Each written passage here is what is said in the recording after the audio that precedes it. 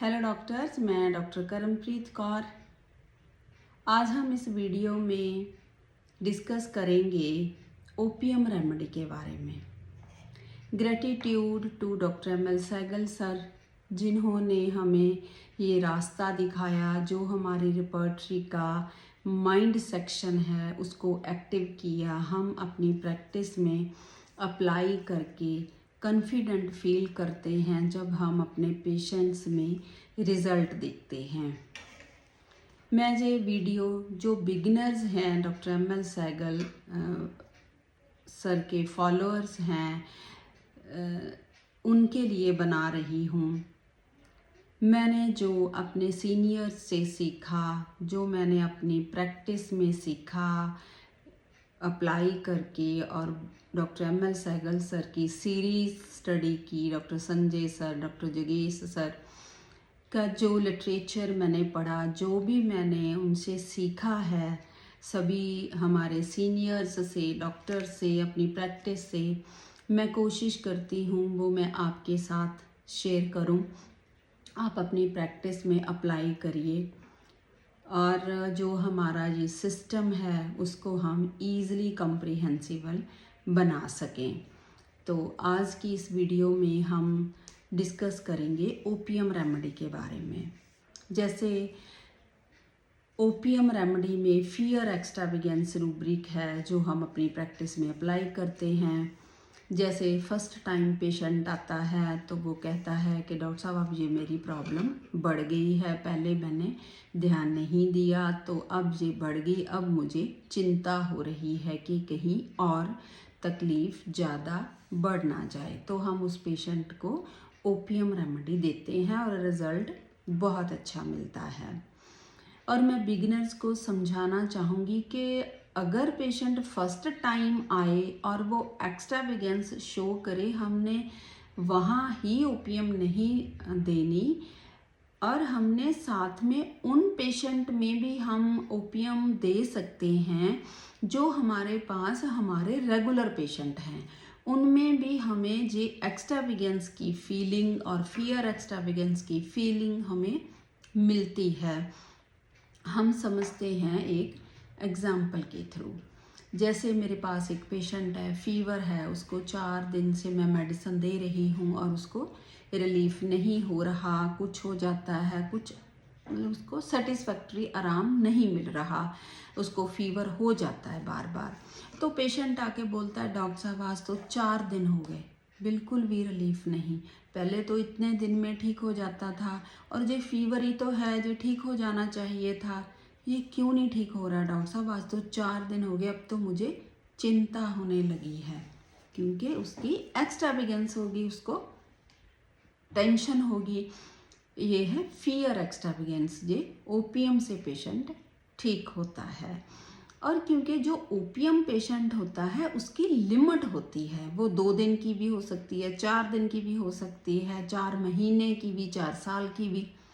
अगर उसकी वो लिमिट क्रॉस होगी तो वो टेंशन में जाएगा, उसको टेंशन होगी फियर एक्स्ट्रावेगेंस की, अब तो बहुत टाइम हो गया, आगे और ना बढ़ जाए, तो वो उसकी फियर एक्स्ट्रावेगेंस है। ऐसे ही जो पेशेंट मेरे पास 2 साल से चल रहा है, रिलीफ मिल रहा है, चल रहा है, तो एक दिन आके पेशेंट बोलता है डॉक्टर साहब 2 साल हो गए मुझे आपसे ट्रीटमेंट लेते हुए, अब तो बहुत टाइम हो गया, अब तक तो ये ठीक हो जाना चाहिए था, अब तो मुझे चिंता होने लगी है। तो ये भी ओपीएम है। इसकी 2 साल बाद के 2 साल बीत जाने के बाद इसकी फियर एक्स्ट्रावेगेंस हुई, अब इसको चिंता हुई कि अब तो बहुत टाइम हो गया। ऐसे ही है कि ओपीएम पेशेंट की एक लिमिट है, वो पेशेंट टू पेशेंट डिपेंड करता है, उसकी लिमिट डेज की है, कुछ मंथ की है, या कुछ साल की है। होप कि आपको फियर एक्स्ट्रावेगेंस ओपीएम का क्लियर हो गया होगा। और नेक्स्ट जो एंट्री पॉइंट है जिसके बारे में मैं आपके साथ डिस्कस करूँगी वो है death contempt of. Death contempt of होता है कि पेशेंट डेथ को मजाक ही समझता है। पेशेंट बोलता है डॉक्टर साहब और क्या हो जाएगा, मर ही तो जाएंगे, मौत ही आ जाएगी, इसमें क्या है। तो उसको मौत को भी वो मजाक समझता है। यह है डेथ कंटेम्प्ट ऑफ। इसमें भी ओपियम अकेली रेमेडी है। और क्योंकि जो ओपियम पेशेंट है ये कंटेंटेड है, ये संतुष्ट है, ये आस्क फॉर नथिंग में पड़ा है, डिज़ायर्स नथिंग में पड़ा है, कंप्लेनिंग नेवर में पड़ा है, और ये एक्सेलरेशन ब्लिसफुल फीलिंग में है। ये अपने आप को बहुत खुश किस्मत समझता है और ब्लिसफुल फीलिंग है इस पेशेंट में। और इसको ये हाई स्पिरिट रहता है। अगर इसको बड़ी प्रॉब्लम भी आ गई तो भी ये हाई स्पिरिट में रहेगा। Indifference complain does not, indifference suffering to और डेंजर नो सेंस। लेकिन जब ये बढ़ गई प्रॉब्लम तो इसको टेंशन होगी, फियर एक्स्ट्रावेगेंस में फिर जाता है। नहीं तो ये कंटेंटेड और ब्लिसफुल फीलिंग और आस्क फॉर नथिंग में रहता है। जैसे इसका पेशेंट का इस रेमेडी का एक रूब्रिक है, contented forgets his elements and pains. जैसे हमारे पास बच्चे आते हैं, पेरेंट्स लेके आते हैं, तो एक बच्चा मेरे पास आया तो उसकी ग्रोथ कम हो रही थी, उसको प्रॉब्लम रहती थी, पेट खराब, कभी कुछ, और उसकी हाइट भी बढ़ नहीं रही थी। तो पेरेंट्स ने बताया कि मैं अब इसको लेके आई हूँ, आप इसको देखो डॉक्टर साहब, इसकी सेहत नहीं बन रही। तो आप तो ये बिल्कुल परवाह नहीं करता बच्चा।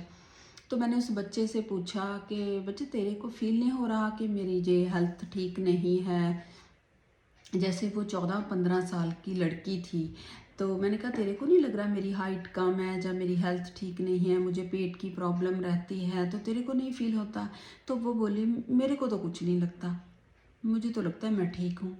उसकी हाइट भी कम है, वेट भी कम है, सेहत भी ठीक नहीं, तो भी उसको लग रहा है मैं तो ठीक हूँ। Contented forget all his complaints and pains और ask for nothing, indifference suffering too, indifference complaint does not, और delirium bell declare she's bell stays sick been berry. Means के ओपियम पेशेंट को अपनी सफरिंग फील ही नहीं होती, उसको दूसरे पकड़ के लाएंगे तो भी वो कहेगा मुझे तो नहीं लगता था कि मुझे ज़रूरत है मेडिसिन की, यही ले आए। और ज़्यादातर ओपियम पेशेंट को फैमिली मेम्बर्स लेके आते हैं, हम उनसे पूछते हैं तो वो कहेंगे मुझे तो नहीं लगता कुछ। तो ऐसे ही इस बच्ची में मैंने मेडिसिन ओपियम दी तो वो ठीक होगी। आप भी इसको अपनी प्रैक्टिस में अप्लाई करिए। नेक्स्ट है इसका फियर और फ्राइट। जैसे कोई डर गया, कोई एक्सीडेंट देख लिया, या कुछ फैमिली में ऐसी मिसहैपनिंग होगी तो उसका इफेक्ट पेशेंट पे पड़ जाता है। Elements from fright fear with, elements from fright old fear. Means कि elements from fright old fright, कुछ पुराना डर उसके मन से नहीं जाता। तो हम इसमें भी ओपियम अप्लाई कर सकते हैं। और एक और रूब्रिक है एलिमेंट्स फ्रॉम जॉय, खुशी से भी ओपियम को प्रॉब्लम्स आती हैं, जैसे साथ में कॉफिया है। Elements from Joy sudden pleasant, जो खुशी की खबर मिली उससे भी इसको ओपियम पेशेंट को प्रॉब्लम है। और नेक्स्ट रूब्रिक है इसका delirium blames himself for his folly. इसको लगता है मैंने ही गलती की है। जैसे मेरे पास एक पेशेंट आया, उसने मुझे बताया कि डॉक्टर साहब मैं कल एक फंक्शन पे गया था तो मैंने वहाँ बहुत कुछ खा लिया तो मेरा पेट खराब हो गया। डॉक्टर साहब गलती तो मेरी ही है, मैंने ऐसा क्यों किया? मैंने तो देख के खाना था ना, मेरा ही कसूर है डॉक्टर साहब, अगर मैंने ध्यान देना था। तो ये है ओपियम का पेशेंट। और नेक्स्ट है delusion criminal. He is and executed to be. Executed होता है लीगल पनिशमेंट, कि मैंने क्राइम किया है और मुझे लीगल पनिशमेंट मिलनी चाहिए। और delusion wrong he has done, delusion wrong he has done, और wrong he has done and punished about to be, और इसकी मुझे सज़ा मिलेगी जो मैंने गलत किया। इन सभी रूब्रिक्स में भी ओपियम अकेली रेमेडी पड़ी है।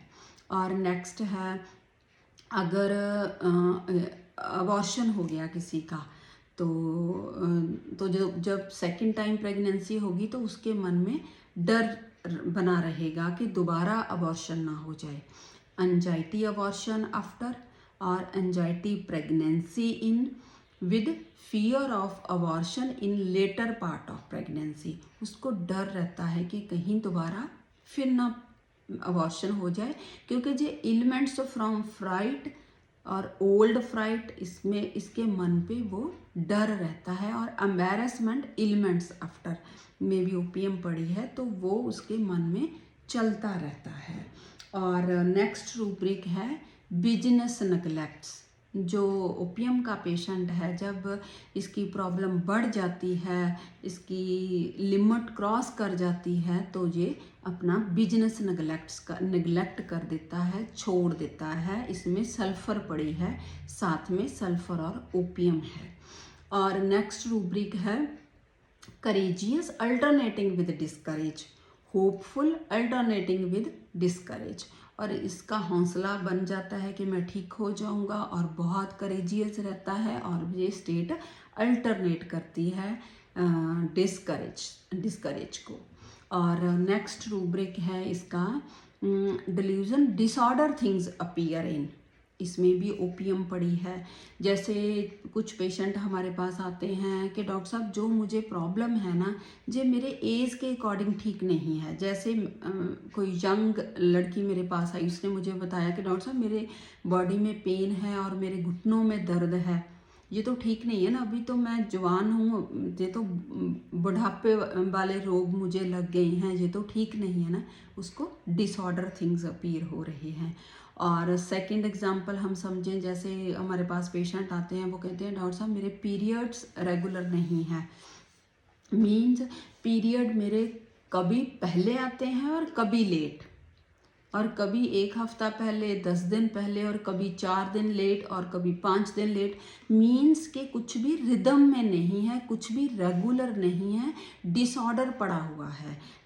अकेले अगर लेट हो तो हम नहीं लेंगे डिल्यूजन डिसऑर्डर थिंग्स में, और अगर अर्ली हो तो भी नहीं लेंगे।